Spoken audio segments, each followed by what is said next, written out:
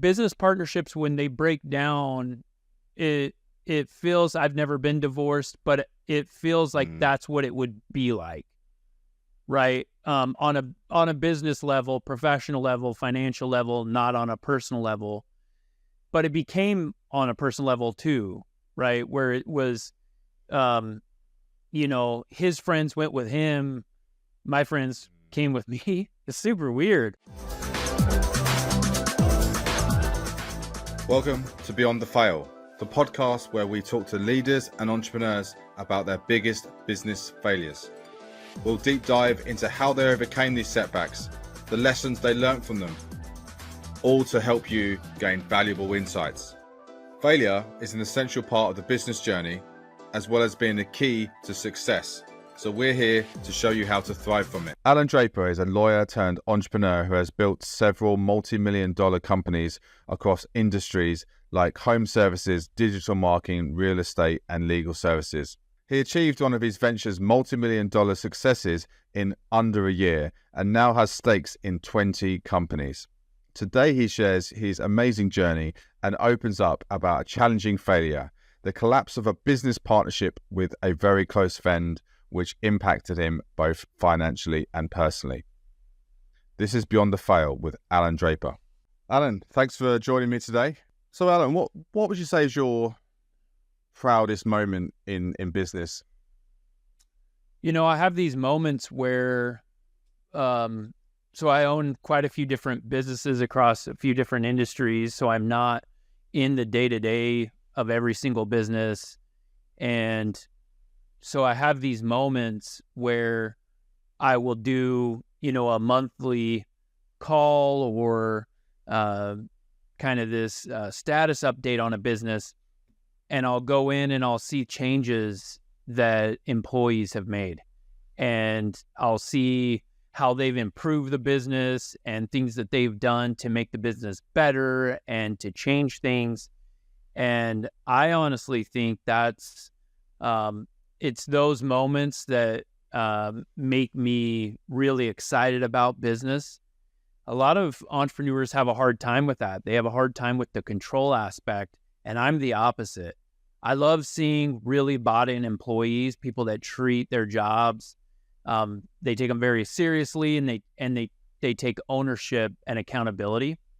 So when I see initiatives or whatever that somebody else, started and followed through with, I just love that. I love seeing other people care about what they do. And it takes a certain level of, I suppose, confidence and maybe experience to have that level of trust in others and maybe to let go and enable other people to take control. Where has that come from in you? Is that something that you've built, over time through that experience and having, other business, business ventures? I think it's a combination. I'm definitely better at it now than I was before. And some would say I do it to a fault where I'm not involved even as much as I should be.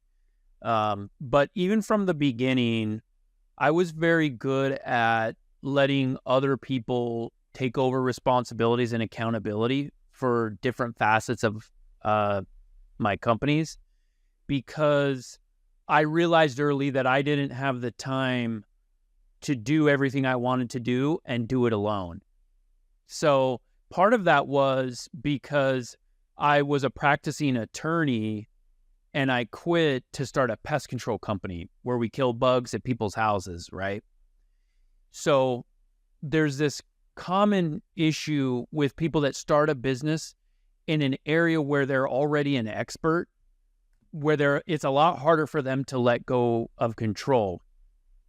My plan was, I did get a really good understanding and feel for the business. I was our first technician and the first payroll person, customer service rep, phone sales, all that. I was the first to do all those things. But my idea was, I'm going to hire somebody that replaces me and is better at my job than I am. And a lot of entrepreneurs, they have a hard time with that because they want to be the best at everything. But if you want to build businesses, you have to hire people that have skills that you don't have. and plug them in to replace yourself. So for me, it was this combination. I've definitely learned over the years how to be better at it, how to let go of that control, and I'm still working on it in a lot of ways. But I always had the vision of where I wanted the company to be in 5 and 10 years down the road. And I knew logically, like, hey, I just can't do that. My pest control company, that is my first business that I started after I was practicing law, that business operates in 7 states and 14 locations. How could I do that by myself? And a lot of times entrepreneurs don't think about it like that. They just think, no, I'm the only one that cares enough about the business. No one else is going to work as hard as I do, so I'm going to keep this control. And, my rule of thumb, and I've heard this from author Dan Martell, that is that 80% done by somebody else is better than 100% done by you. But what I learned is when I replaced myself with people that were better than me, they were doing a better job right off the bat than I was. So many questions from that. But I think that's just that last thing you said, though. I think that is also difficult for entrepreneurs as well, because that's a bit of an ego thing, to admit that there's actually people better than them. Yeah, it's weird because I've never really thought about it like that. Like, I just hired a new CFO for our pest control company, actually. He's an MBA. He's a CPA. He has an accounting degree. He's done a bunch of things I haven't done. And so my badge of honor is, hey, I'm going out and finding, hiring and retaining top talent, people that are better at their job than I am. And so that's my thing, is that, like, I feel like, okay, well, I get the credit for finding them, right?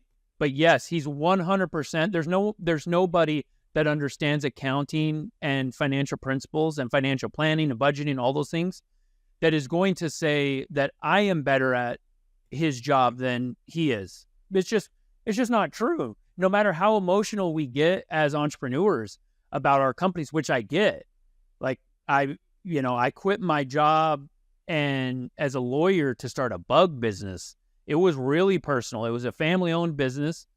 I gave up a lot. I took a lot of risk. I moved from Phoenix, Arizona to Detroit, Michigan to do it. So I get that. There's emotion there. But let's not let the emotion cloud our judgment and override the logic. Like, hey, do you want to be the best person in your company, or do you want to scale your company? And that's really what it comes down to. I'm glad you touched on it, because I was really intrigued. Where did this change from, and the switch from lawyer into running your own business, and particularly in the sort of pest industry, that from an outside perspective is quite a jump. Tell us about that. Yeah, I mean, what happened was I discovered that a couple of things, that I was an entrepreneur, not as a job. Like, that's not my job. That's who I am.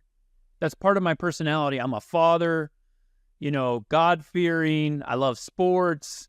I'm an entrepreneur. It's not something I am some days and, not others.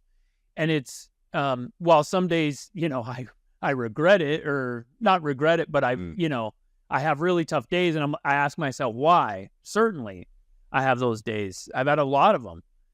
My best days in my life have been as a practicing entrepreneur, and the worst days of my life have been as a practicing entrepreneur. But so when I was practicing law, I had this very specific event that happened. I was reviewing old depositions. I was doing grunt work, and I worked for arguably the best litigation attorney in the Southwest United States. He was very well known. And anyway, he was asking this guy who was his client, he was setting the foundation for this deposition, asking him where he's from, where he went to school, what he did for work.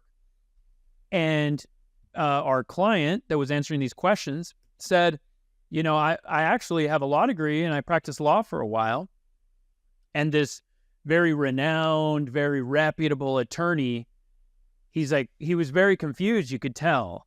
Like, wait, why'd you stop practicing law? And so the deposition went from, him doing things from a legal perspective to him being genuinely curious. Like, hey, why would anyone ever quit practicing law? Yeah. And this Crazy. guy's like, he's like, this guy's very, very wealthy businessman. And it was, the lawsuit was involving one of his businesses. But he said, well, I came into work one day and realized I could be fired at any moment and that I didn't own anything. And I wasn't there during the deposition. I was reading it after the fact. And you could feel this tension. You could hear a pin drop in the room, I could tell, because it just caught my boss off guard. And it caught me off guard months later when I was reading it. And I was like, man, he's right. I don't own anything. And then it kind of brought back this idea like, hey, I was always hustling out, raking leaves, shoveling snow at a newspaper route, always doing these things as a young kid. And I needed to get back to that. And that was the moment. It took a year or two after that for us to pull the trigger. But that was that moment where it's like, hey, I need to go back to not what I do, but go back to who I am, regardless of the specifics of what I was doing. What I was doing was I was killing bugs initially. But who I am and who I was is an entrepreneur. And so that decision was made at that moment. So it sounds like you were quite entrepreneurial as a child, as a teenager. Did you think of it like that? Did you identify as kind of an entrepreneur then? And then kind of what changed? What made you sort of switch to law? I don't know if I put two and two together back then. I looked at me going out and hustling. So I would, take my snow shovel, go to neighbors, offer to shovel their snow, make a few bucks, and then just keep going. I didn't look at it as being an entrepreneur, but that's exactly what I was doing, right? I had some tools, I had some knowledge, I had a desire to work. And I would go create that, right? People weren't coming to me, I just naturally, although I did do, some friends and family that we knew, I'd take care of theirs also. But that's what was going on. And,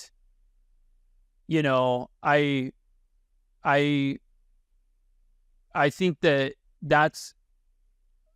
always wanted to get back to that. And I wanted to, do that. Now, what I didn't mention, so we talked about, from practicing law to starting the pest control company. After my undergraduate studies, before law school, I had a failed pest control business. So I tried to start a business with my brother. We didn't have enough money. We were immature. We couldn't get along. He stuck with the pest control industry and eventually started a pest control business of his own while I went to law school and started practicing law. So we had that failure. And then years later, he was exiting a business, and I went back to him and I'm like, dude, maybe we give it another shot. And we did. And that was about 10 years ago. So yeah, you kind of went full circle twice, really. You went full circle back to your entrepreneurial hustling days as a teenager, but then you also went back full circle to to the pest control industry. Yeah. Was there any other options on the table at the time? Did you kind of have any other business ideas that you discounted to go for, pest control? No, it was really that. It was really, I'm either going to start a pest control company or I'm going to continue practicing law. And so I put all my effort into that perspective, that idea. But my guess is, if that didn't work out, if my brother didn't want to do it, because I needed his help, he had the continued experience in the industry. My guess is that I would have figured something else out. I would have found a partner doing something else or been in a different industry. But that's where we started. And now I own businesses in software, digital marketing. I actually own a law firm now. I'm a named partner in a law firm, but I don't practice law. I own product that pitched on Shark Tank about a year and a half ago. We got a deal from Lori that's still working out some details. But I have these different businesses. I have an online course. I have a training platform, all these different things.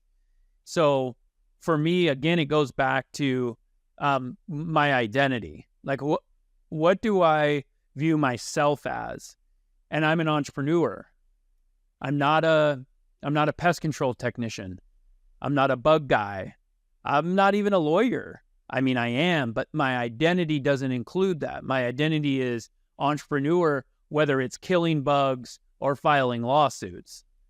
And that understanding that identity and trying my best to live up to who I believe that I am is what has allowed me to be successful.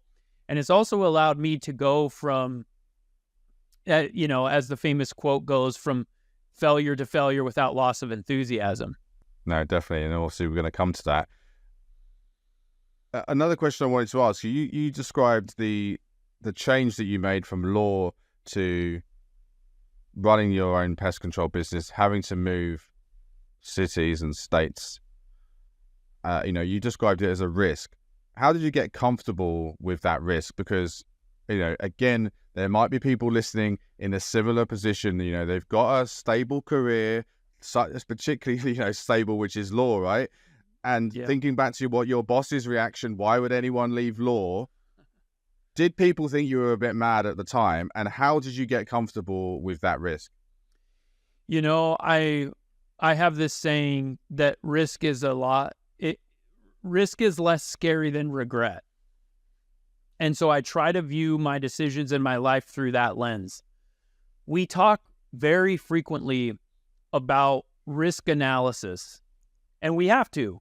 I get that, 100%. But do we ever talk about regret analysis?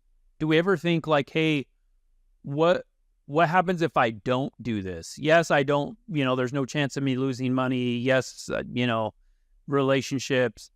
But what if I'm on my deathbed and I'm looking back and there was this study and this book written by this hospice nurse. And the essence of the book was she would interview people just as she was taking care of them as they were dying.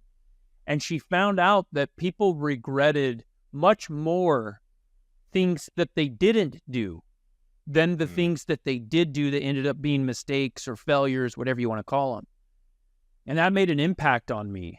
And so for me, I spend a lot of time thinking about that. What's the analysis, both the risk, what are the, risk reward analysis, and then also what's the regret? Is this something when I'm making an investment, regardless of how it does financially, let's set that aside.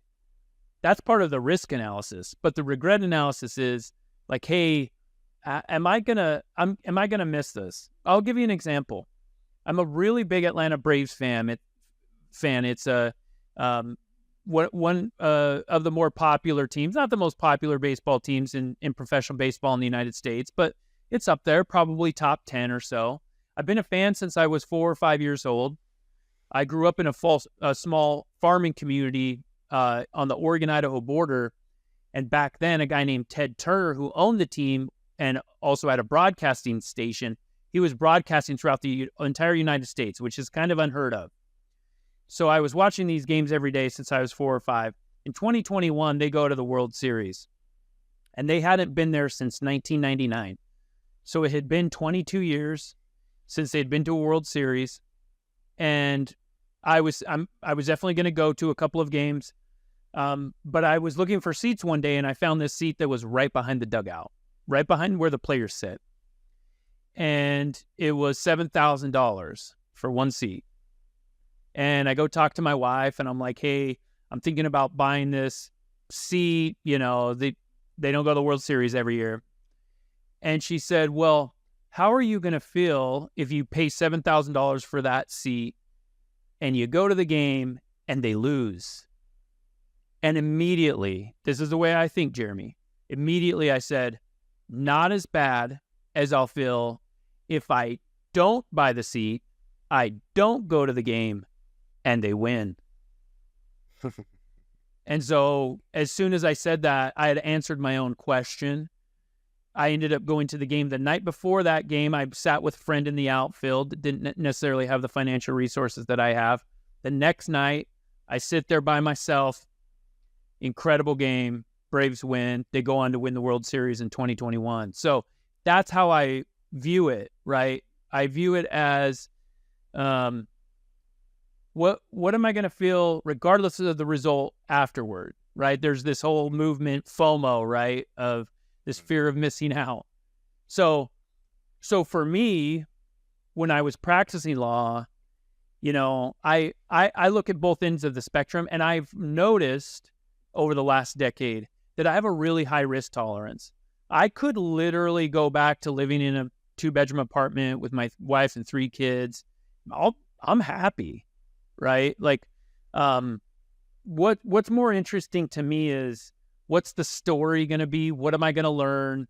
And am I going to really go for it in this life or not? And it's not to say, Jeremy, that that's for everybody. It's not. My mom, 8 to 5er, gets home from work, doesn't want to think about work until the next day. Just not her. That's not her mentality. And it's not right or wrong. This isn't a morality issue. This is entrepreneurs finding out what's inside of them and what they're willing to risk. No, it's a great analogy, and I'm glad they did win. Yes. So, Allan, what failure story do you want to kind of share with everyone today? You know, I have a lot to choose from, and you and I talked about this.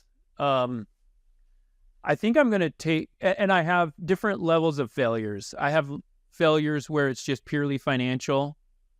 I have businesses that have lost hundreds of thousands, even millions of dollars. And that's one thing, but I have a failure with a particular business partner that it wasn't financial at all. The business did just fine. Like, and I may have even done better financially after the partner left. But he was my friend, right? And we're not friends anymore. I mean, I think I still look at him as a friend, but we used to talk, text every single day, hang out, go on trips together with our families. And, you know, so it doesn't happen every day, but once a week or every other week, I think, you know, what could I have done differently? I stayed in the business, obviously, kept it. He left. And I've thought, like, is there anything that I could have done differently? And I know that I could have treated him better, which is really tough for me to say, but it's true. I could have treated him better. But the kicker for me is, I don't know if that would have changed anything. Maybe it would have. Maybe we'd still be partners today. And this is years ago, man. This is years ago that this happened, and I still feel it. So it's like, so for me, with my new, so I own 28 businesses and I have over 20 business partners. For the average person, that sounds like very confusing, and it is, and very daunting, and it is, but I couldn't do it without my business partners. So what I'm doing now is, because of that, it's like, I'm going to give partners the benefit of the doubt. And I'm not perfect at this, and my partners will be the first ones to tell you. But I think I'm better, and that's the goal. The goal isn't necessarily to be perfect, because we're human beings, but through that failure, you know, I turn that into a lesson. And so if I do that, the reason why I do that is because then I can't really chalk it up as a true failure, because I got something out of it. I learned something. I changed. And I'm still trying to change. But, you know, that one was an emotional one for me. That was tough, because in the beginning, when things were falling apart, there was a lot of anger, and then we kind of figured things out, and now there's a little remorse. I think those types of failures, which I've had a few of them, that's not an isolated case, but those ones hit a little different than the ones where you just lose a few bucks. Before we go into the detail of it, it sort of sounds like it's still a little bit raw, and it's still a bit of a scar there. Yeah, for sure. And why is that? Is that because it is the human connection, and that you've lost, you know, a friend and someone that you used to hang out with and spend a lot of time with? is that the thing that's actually, obviously put all the business sort of losses or impacts aside, is it the fact that you've lost someone that was close to you? Yeah, for sure. There's certainly that aspect where it's like those relationships were damaged. I think, and I've never talked at this level about this, especially on a podcast, but I think what's more is that I know I could have been better, and I know that I made mistakes. So it's not what everybody else thinks. It's what I think about myself, because I know what I could have done better. I know the things that I shouldn't have said, shouldn't have done, and I know that I'm better than that. Right? Tony Robbins talks about how our greatest motivation in life is to live consistently with who we think we are. And I came up short. I'm better than that. And that, I think, is the bigger piece for me. And when you say treated him better, what do you mean by that? We had some tough conversations. There were some things where, push came to shove, and I wasn't kind to him in certain situations, and probably vice versa. It was a two-way street, but this is about like how I could be better, right? And so just those really tough conversations that partners have.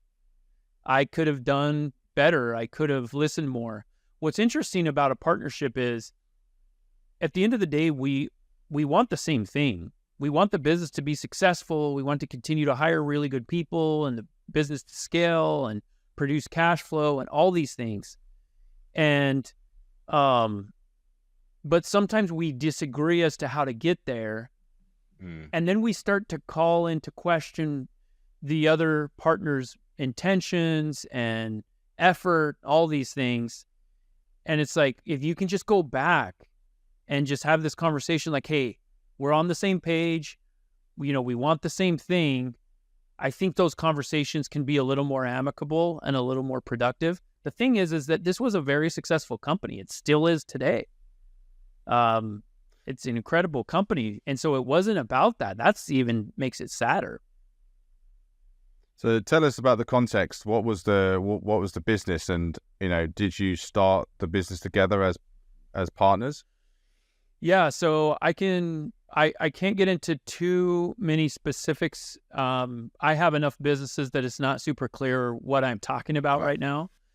But we did start it together, and we had a lot of success, and so it wasn't. The thing that I look back and see is that it wasn't a financial dispute, really. It was the relationship, and I think what happened was he decided to go in another direction, and I took it too personally. I took it like he was rejecting me, and it was like, man, now that I look back on it, now that I have 5-6 years under my belt since this has happened, it's like, man, he was just trying to do what was best for his family. And how could I blame him? How could I get upset about that? And I did, And that sounds at odds with the things you were talking about earlier of letting go and trusting people, and the amount of businesses that you have, because there must be things that within that where people are making decisions which you don't always agree with, and that you in some other context might take personally. So why was it this particular thing that he did, or this particular relationship, that you took it so personally? I think it was one of my first experiences with something like this happening. Business partnerships, when they break down, it feels, I've never been divorced, but it feels like that's what it would be like, right? On a business level, professional level, financial level, not on a personal level. But it became on a personal level too, right? Where it was, his friends went with him, my friends came with me. It's super weird. Yeah. And so I think that was it. I think it was, I was trying to learn what was going on. I was trying to learn, you know, what I was feeling, what I was thinking. And I've now had experience with it. That being said, it's still, I've had several since then. They're still painful. They're still, you know, you feel this rejection. Because when you go into business with somebody, I've had several partners leave me in businesses.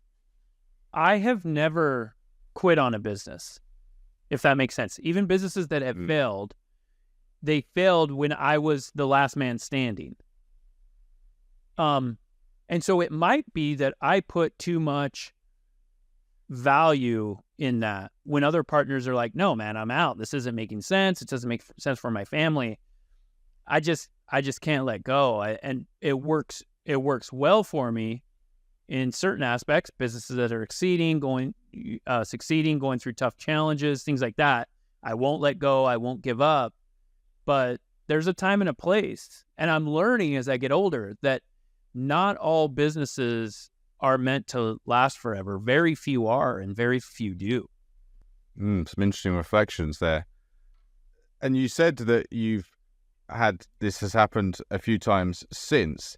Is there any patterns that you can look back on amongst all of those partnerships where you think, you know, is it something that you're doing that they haven't all worked? Like, what do you make of the fact that you've had kind of multiple? Is there any learning there that you've taken away? For sure. I've noticed that, and I'm getting better at this. I'm not perfect, but I'm getting better. And you allow small wins and you allow little stuff to slip by, even if they're mistakes. So in my early partnerships, and my very first partner was my brother, and he's still my partner in a bunch of things that we're doing still. So there've been some come and go in kind of the middle, but I've just learned that you really have to, in the process, you have to weigh, you have to find out which hill you're willing to die on. And those things that you're willing to fight for should be few and far between. They should be very rare. If you feel like you're fighting your partner on a bunch of stuff, on everything that comes up, there's some severe issues there because it's just not worth it. It's much better to work through it together. You know, Jim Collins talks about this in his book, Good to Great. He talks about how the great companies are the ones that they can go into a board meeting and they can get very vocal and aggressive about their idea. They don't get personal. They're not talking about people's families or their moms or whatever, but they're in there and they're really advocating. They're maybe even raising their voice about their idea.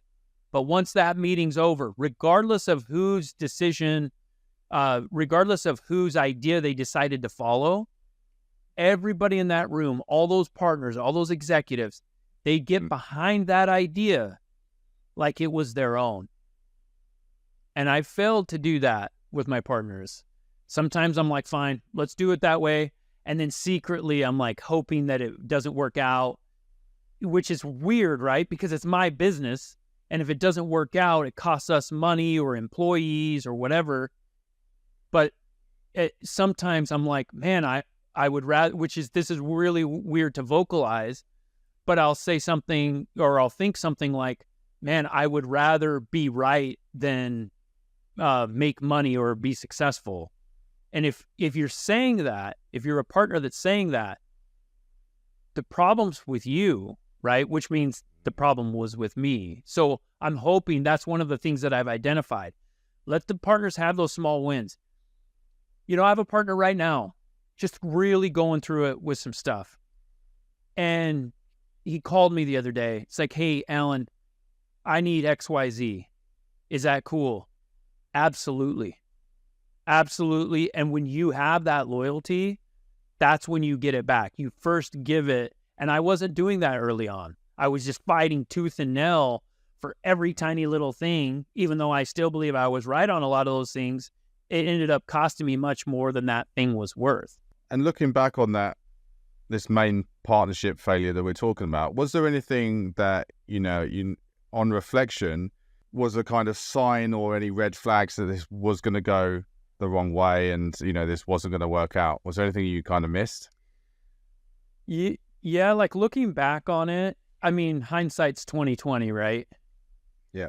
Looking back on it, there were moments where it was like, yeah, that conversation really got out of hand. I should have been more in his corner. I should have done a better job listening. I shouldn't have screamed and yelled. But what's funny is in the moment, if you would have said, even after when, tensions were high and emotions and all that, if you would have said, hey, Allan, he's going to, end up leaving the business, I would have said, no, there's no way. And I think it's because I was viewing it from my perspective, not from his. And my perspective was, I don't leave businesses. I don't quit until there's nothing left. So there were definitely those moments. But I've had some of those moments, maybe not to the same degree, with other partners who are still my partners. And maybe not to that level or the frequency, but those exist. But as partners, we have to treat people as individuals, not as like case studies. So it's like that type of conversation is fine for other partners, but it wasn't for him. And I was out of tune with that. I wasn't thinking about the perspective, coming from him. It was always through my own lens. And now I'm trying to do a little better with my current partners, where it's like, how are they perceiving this?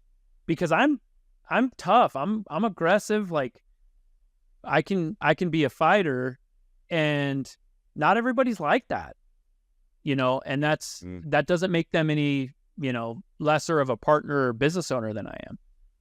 We've had a number of guests on talking about partnership implosion and partnerships and breaking down and not working in business.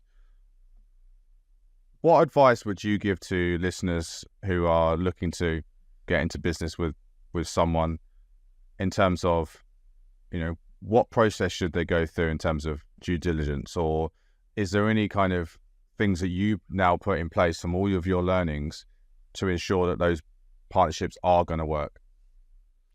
Yeah, this is such a good question. It's so important. And I've learned so much about this over the years. I used to focus mostly on what's the skill set, what type of financial resources, what type of experience are they bringing to the partnership. Those things are all important, but they're all a distant second, third, fourth to the ultimate question that I need to answer before I go into business with somebody. And I've developed this over the last 10 years. And what I'm trying to get at, Jeremy, is I need the question answered, is this person, after one of the worst days of their life, is this person going to be able to wake up the next morning and just get back to it as if nothing happened? And if you find somebody like that, regardless of what they bring to the table, you'll be successful, because they can have tough conversations. They can have people quit on them. And so the partners that work best with me, they're those types of people, because that's going to happen. It doesn't matter who your business partners are, or if you're on your own, or what industry you're in. You're going to have days where you want to quit. And early on, especially, those days are going to be more frequent than and they may be more frequent than the good days. I said that, some of the best days and some of the worst days of my life have been through entrepreneurship. My goal is to live in the middle. And I'm getting way better at that. Early on, when I first started business, any mistake, I was like, okay, well, we gave it a shot, right? And then I realized it wasn't that big of a deal. And so I try to, and the crazy stuff. I have, several hundred vehicles on the road right now. So just think of the types of issues that comes, right? We have stuff that, there's some stuff I'm not at liberty to discuss because there's still pending litigation and insurance issues. But we've, years ago, we had a technician that ran over a dead body. Wow. Our vehicle was the third to hit him. It was apparent suicide. There's some substance issues and some mental health issues there. It was a terrible, terrible tragedy. Just it was some really dark days. And when stuff like that happens, an employee quitting because they want to move or go do, they don't seem like that big a deal anymore. So, just having that perspective, you have partners that bring that to the table, you can figure anything out. And I think that's a great piece of advice. But a sort of key question for me is, how do you test for that? Because I know it's a sort of, I suppose it's like the recruitment question. You can go for a set of interviews, but really you don't know what the person will be like until they're started in the business. So how do you test for something that's so important, like a business partnership? It's so hard to figure that out, right? Because you don't see that on a resume. But you can get ideas from a resume. You can see how often they're quitting, and you can understand why they're quitting or going from one thing to another. So, and it's the same with hiring employees. You want to look for that longevity. That's one of the number one things I look for. And then you ask questions like this, like, hey, if I were to ask your spouse or your former employer or your best friend, if you give up on things easily, what would they tell me? And you say that like you're going to ask them, but you never do, right? But adding that type of pretext to the question, it just adds a touch of honesty there. I think you get a little better, and you just let them go and see what they, I've quit some jobs in the past and I wasn't happy about it because of how it made me feel, because that's not who I am. I just handled something wrong. That's what we're looking for. But, at the end of the day, there's no silver bullet, and business is so hard that they don't even know. Even if they're like, yep, I'll never quit, there's no way, they have no clue. Because stuff will happen that they can't predict.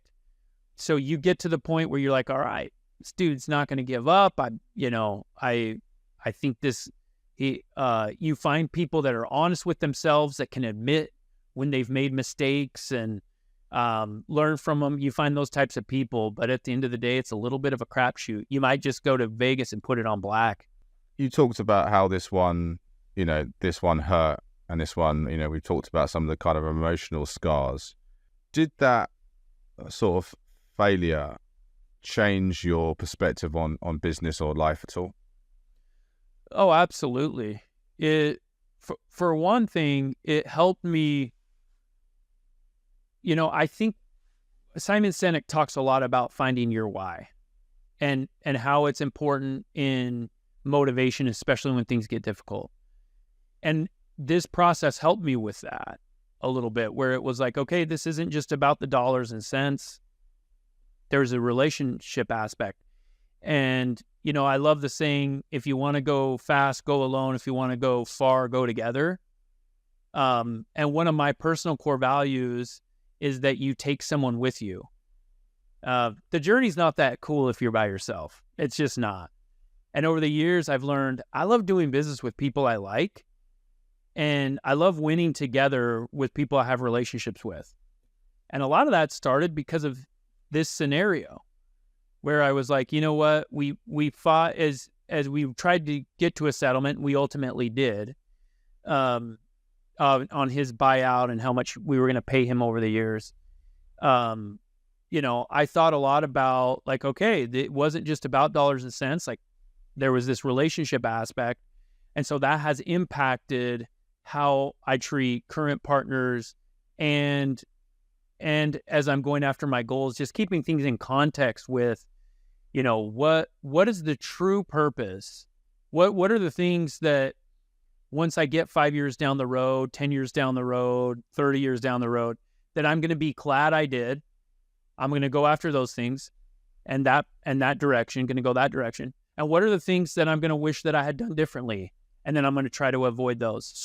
So this encounter, this situation, it got me more thinking about stuff, just not dollars and cents, not just the specifics of the business, but what are the intangibles that are wrapped all together in there with those. So kind of just beginning to wrap up, and you said something interesting offline about your, I suppose, approach or your thinking around failure. So this is kind of a related question to that. Mm-hmm. What advice would you give to listeners who have experienced a business failure or significant setback within their business? I mean, they are in the best position to now do something that succeeds. You know, there's this story of this old American banker. I can't remember if it was J.P. Morgan or some, early 1900s, right? They had an employee that made this several $100,000 mistake, which is in today's dollars, millions and millions of dollars mistake. Morgan calls him into his office. Guy packs up all of his stuff in a box and brings it into the office. Morgan looks at him and he's like, wait, what's with the box? And he's like, well, I mean, I made this mistake and, you're going to fire me. He's like, fire you? I just invested $200,000 into you. You're the only person here that is never going to make that mistake again. He's like, I just wanted to talk to you about what your schedule is or whatever, right? The guy was completely shocked. But that's how we have to act as entrepreneurs. Like, hey, I just paid a lot of money and then spent a lot of time learning a really valuable lesson through what we call failure. Now I have to figure out how it makes me better, because it gives you this unique perspective and it sets you up perfectly to succeed, because now you know what not to do. A lot of what I've learned has been through that process. It's trial and error. It's like time and time again. Okay, I'm not doing it that way, not doing it that way. And sometimes it takes me 6 or 7 or 10 times to figure it out. We have a really bad relationship with failure. We look at it like it's final, and it's not. Failure is such a strong word in our vocabulary, and I wish we could change it. And so I'm trying to do that personally, where I try to use words more like mistakes or, disruptions or whatever. Failure is such a strong word, and it shouldn't be, because we learn so much. I say that success is built upon failure. Success is not built upon success, right? When that first success happens, it can't have been built upon success because success didn't exist before it. Now, you can start parlaying and putting together success. You make your first $1 million. It's easier to make your second and 10th and whatever. But we need to change the perspective.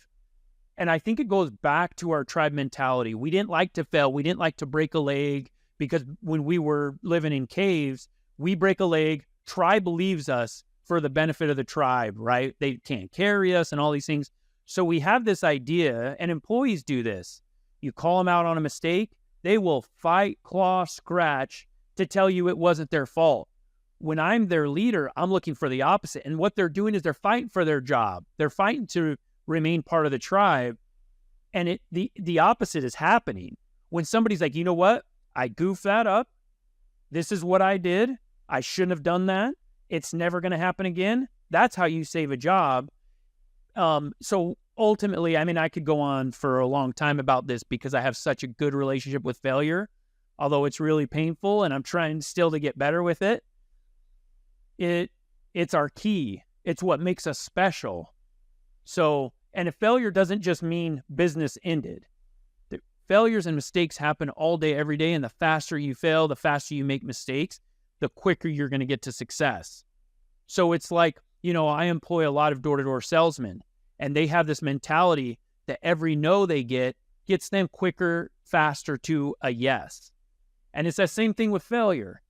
So try to make those failures, those mistakes, try to make them small, right? You don't want them to be catastrophic, but do them quickly, learn from them, and move on. And especially the mental aspect. Like, don't let it bring you down. The most successful people are the ones that make the biggest and the most frequent mistakes. No, brilliant. So final question, if you could go back in time and erase all of those business partnerships and, business failures that you've had from ever happening, so they don't exist, would you take that? No way. No way. I get this question a lot with, hey, do you wish you didn't go to law school and pay all that money for a law degree? And it's like, did it help me? I don't know. But I just don't believe I'd be in the same place that I am today with that specifically. And then with failures, I just know I wouldn't. I wouldn't. I have some really great businesses right now. I have a digital marketing agency that is just absolutely crushing it because I found a partner who operates it, acts as the daily president. And I'm able to do that because my failures and mistakes have given me faith in what I'm doing and my abilities, not the other way around. So I have more confidence now because of my mistakes. And it's because I've learned from them. So what I've done is I've looked at it and been just like this, almost this entire conversation has been about like, hey, what are some things that I could have done differently? And it's like, I know that. And now I'm trying to do them differently. So there's no way that I would, because I don't know what amount of money I would have to pay or amount of time I'd have to invest in order to learn what I've learned through the mistakes and failures. And it's super cliche. Like, I get that. Cliche, rah, rah, rah, motivation. It's cliche for a reason. It's true. Amazing. So we always end on a quick fire round. So it's just short questions and short answers. So failure is? Experience. What's your life's mission? I want to help 10,000 people build businesses and wealth through making short-term sacrifice. What's one piece of advice you'd give to other people on your deathbed? Go for it. Name one habit that keeps you resilient. My morning visualization practice and my vision board. If you could be immortal and live forever, would you take it?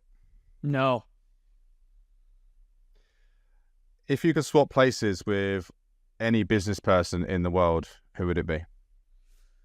I wouldn't swap places with anybody, but if you made me Elon Musk, I guess. And why Elon? There's a lot of things I don't envy about him. He lives a really tough life, but just a true entrepreneur, true visionary. This guy literally shoots for the stars, and it doesn't take no for an answer. So, Allan, where can people find and connect with you? I'm really active on social media, especially on Instagram, posting daily. I'm at Real Allan Draper. And then my website, allandraper.com. I'm sure you'll put it in the show notes or whatever, but it's Allan Draper.com. And I have a little link on my contact page where I give 15 minutes to talk about a business, pitch me an idea, hear about what you're going through, partnerships, whatever. It's just my way of giving back. I don't have anything to sell. I have a book coming out in probably the next 8 months or so, but it's not for sale or anything. So this is just a time for me to connect with people and do what I love, and that's help startups. That's an amazing offer, and I'd definitely put that in the show notes. So, Allan, know you've got to shoot, so thanks so much for being here. Really appreciate all the stories you shared and all of the kind of wisdom and advice that you've given from all of your businesses. So thanks again for being here. Thank you, Jeremy. My privilege and honor, brother. Thank you. Thank you for listening to Beyond the Fail. Really hope you enjoyed this episode and learned something new. Please do subscribe to the show and leave us a review. It really does help us to grow and to reach more people. Do follow us on social media too. We're at Jeswood on Instagram and at Beyond the Fail on YouTube and also on Linktree. Thanks again and see you soon.